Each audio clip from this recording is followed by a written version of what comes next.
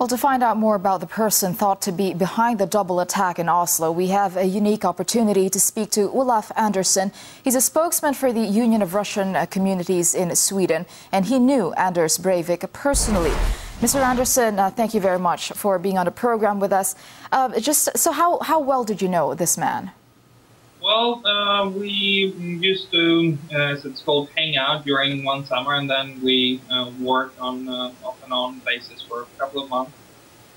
Okay, now after seeing all these horrific events that happened in Norway, people are wondering just what kind of a person is he? So what can you tell us about him? Did he get along with other people? Had he ever shown any strange behavior? Well, I mean, absolutely nothing as anywhere near that, and I mean it would have been unimaginable. But of course there has been some small things which probably don't explain this, but I mean he have had an ego, and especially so to speak, in relation to girls, he had sort of a picture of himself which was rather inflated.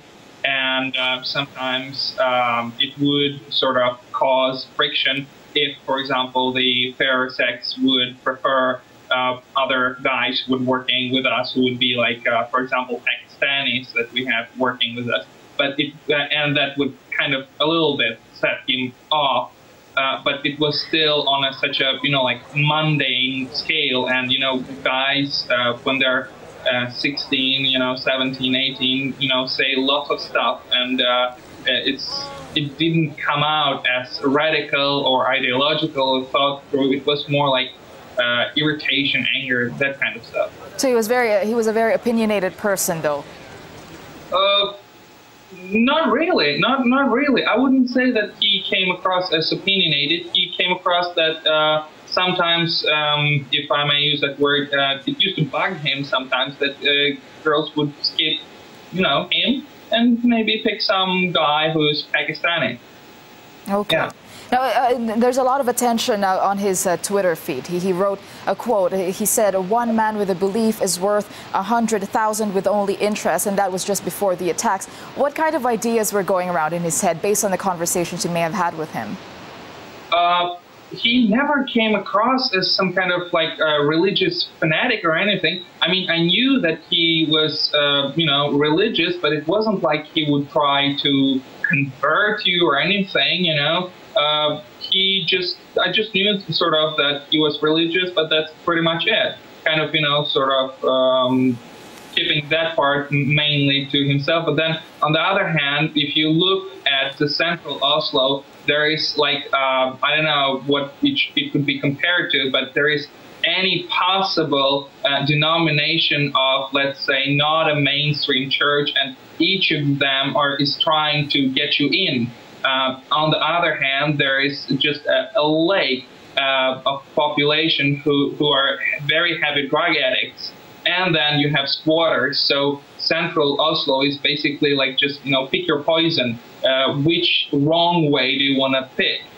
And so I'm in no way trying to explain anything, but I'm just telling you the surroundings of the places where he was around, so to speak. Sure, it's interesting, though, that you're saying that he's a very religious person. At the same time, he's portrayed to be nationalist. How did these two work well together in a person like him?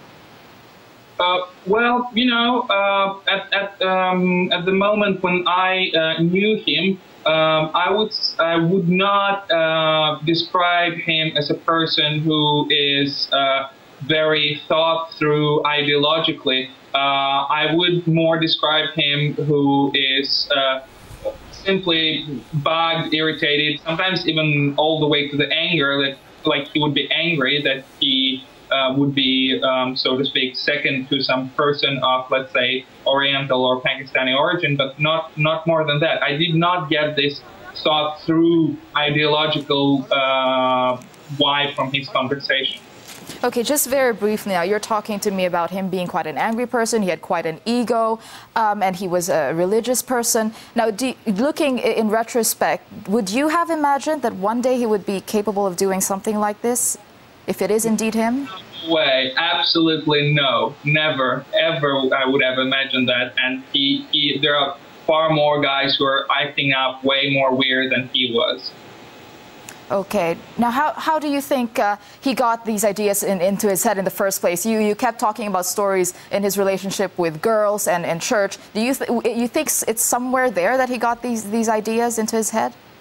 You just have to look around central Oslo, and it's like a cloac of people who have very radical religious views, all the way ranging from like Muslim, Christian, and then you have people who are squatters with the leftist ideas. And obviously he has managed to find some right-wing groups, so I'm not generally surprised that people find very extreme ideas in central Oslo. Okay, just one more thing. What you kept saying that he got irritated. What was a topic, for example, that really got him irritated or angry? That would be if generally a guy or him, and more generally maybe a guy would be picked over, and then somebody would go out with let's say somebody from the Orient instead. That would be one of the things that would set him off. Okay, why do you think he did this? There are speculations about the reasons behind why he would commit such a crime. Why do you think, based on what you know of him? I have no idea. I could not imagine. I cannot even imagine that he could do that. He must have been somehow brainwashed or something. He must have... Brainwashed by who? By his Christian fanaticism, the religion, or nationalism? Who's he brainwashed by? Oh, I don't know. It's anybody's pick, but I'm just saying that in central Oslo, all of that is to find, and if you are just there, you will be approached by these people constantly. Okay, well, thank you very much for that insight into the suspect. Olaf Andersson, thank you very much. He's a spokesman for the Union of Russian Communities in Sweden. And again, he had known Anders Breivik. Thank you.